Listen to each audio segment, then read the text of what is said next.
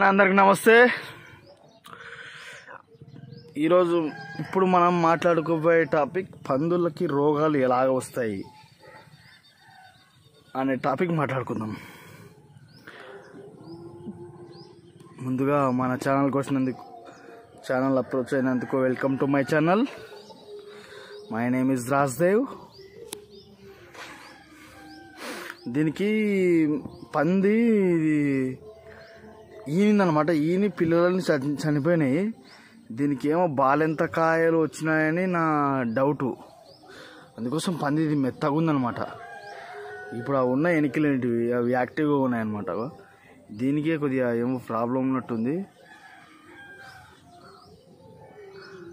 మొత్తం బాలెంత కాయలు వచ్చినట్టున్నాయి. మొన్ననే ఈనిందనమాట. ఇది ఒక 3 రోజులు ఏంటది ఈని, మొన్న 5-6 రోజులు ఏంటది ఈజీగా ఈని. దీనికి ఎటువంటి జాగ్రత్తలు తీసుకున్నాలంటే, మనము కింద 2 జబ్బలకి 2 సూదులు వేసి ముక్కులలో టెర్మిషను అంటే ముక్కులలో వదలాలన్నమాట. ముక్కులలో వదిలి నోట్లో తాపాలన్నమాట. కళ్ళల్లో కూడా వదలాలి. అదే టెర్మిషను. జబ్బుగానే ఎక్కువగానే వచ్చినట్టయితే చెవులకాడ కూడా చేయొచ్చు అనమాట. సూది ఇంజక్షన్ చేయొచ్చు మనం. దాంట్లోకి వచ్చిన ఏం భయమే లేదు అసలు.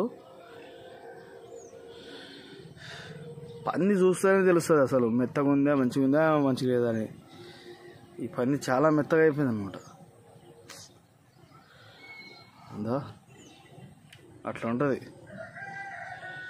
మీరు కూడా కొద్దిగా ముందరనే మీ పందులు కూడా ఇలాగే మెత్తగా ఉంటే ముందరనే కొద్దిగా జాగ్రత్త పడండి. ఎందుకంటే పోతే మళ్ళా రావు తిరిగి. ఇది దాదాపు 25 నుంచి 30 వరకు పడింటుంది ఈజీగా. 25,000 నుంచి 35,000 వరకు పడింటుంది. మా అన్న చెప్పినాడు అనమాట.